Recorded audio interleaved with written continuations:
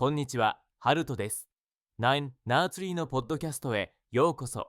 今日は本の要約とレビューをします。漫画君たちはどう生きるかは、シーギャス・エソギン三郎によるメンジュ君たちはどう生きるかをベースに、現代の若者にもわかりやすく漫画形式で再構築した作品です。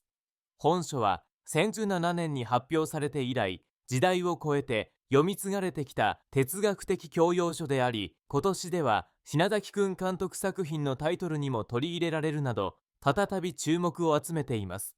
物語の主人公コペル君は、日常の出来事や友人との関わりを通して人間としての成長や葛藤を体験し、数福さんからの手紙を通じて社会と自分、自分と他者との関係、そして自分がどう生きるべきかという問いに真剣に向き合っていきます。漫画家によって難解なテーマものだりとビジュアルでより親しみやすく伝えられており、子供から大人まで誰もが自分に置き換えて深く考えるきっかけとなる一冊です。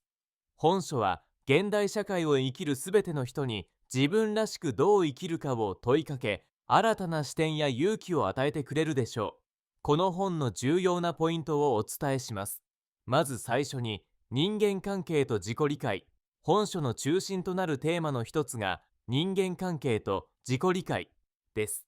主人公のコペル君は、友人とのトラブルや家庭での出来事を通じて自分自身の弱さや他者の心の動きを知っていきます。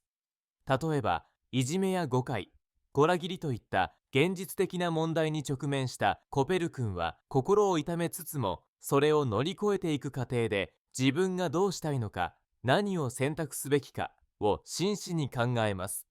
また、数福さんからの手紙が精神的な支えとなり、他者とどう向き合うべきか、自分自身の行動が他者に与える影響について思考を深めていきます。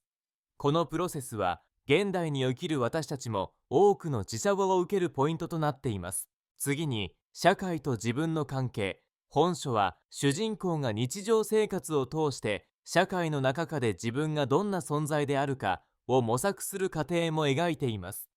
コペル君は学校や家庭、友人関係などさまざまなコミュニティで起こる出来事を通じて、社会という大きな枠組みの中で自分の役割や責任について考えます。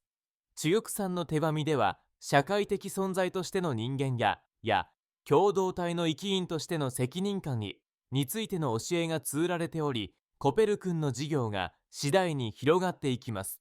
自分の幸せだけでなく、他者や社会全体にとっての山とは何かという視点を学べる内容です。さらに、勇気と誠実さの重要性。本書では、本当の勇気、誠実さとは何かという道徳的なテーマも強調されています。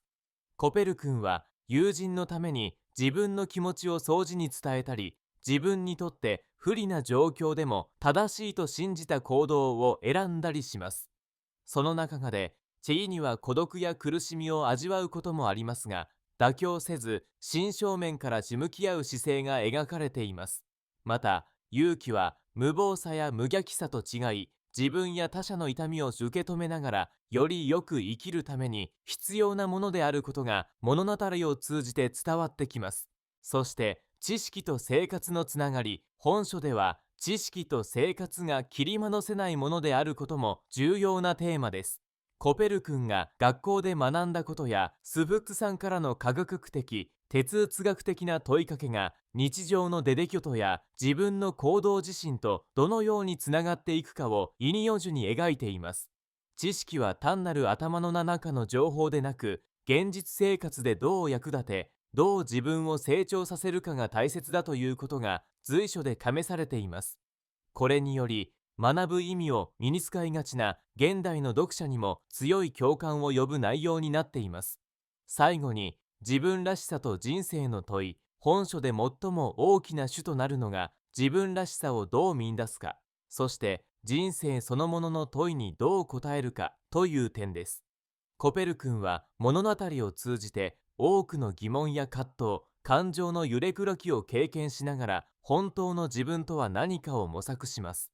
この過程が丁寧に描写されているため、読者自身も自分はどう生きるかという根源的な問いと向き合わざるを得ません。また、人生には正解がないこと、悩みや迷いの中でこそ成長があることも通られています。自分らしい生き方を勇気を持って選び取る姿勢が多くの読者に希望と勇気を与えるのです。結論として、漫画くんたちはどう生きるかは子供だけでなく大人にも強く冷めたい名手です。特に人生に迷った時、自分の価値観や在り方に自信が持てない時、あるいは他者との関係に苦しんだ時に手に取りたい一冊です。本書には人間として成長するために必要な考え方や現代社会を生き抜く上で大切な勇気や誠実さ、知恵が凝縮されています。読み終えた後には無地の見方や人との接し方変わったと感じる読者も多いでしょう。また、漫画家によりストーリーやテーマが非常にわかりやすく表現されているため、普段あまり本を読まない方や若い世代にも無理なく読み進めることができます。人生に迷っている方、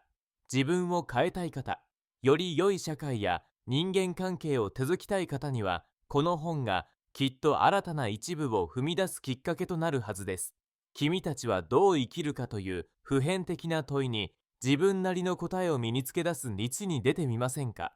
筒ある自己啓発書や哲学術の中でも、本書は時代を超えて深い感動と学びを与え続けており、他の本では得られない実感と気づきをもたらしてくれるでしょう。一生の左右の数として何度も読み返したくなる名作です。ご資源いただける場合は、シガソニョサンロポッドキャストの説明に記載した Amazon リンクから本を購入できます。読後の感想をぜひお聞かせください。それではまた。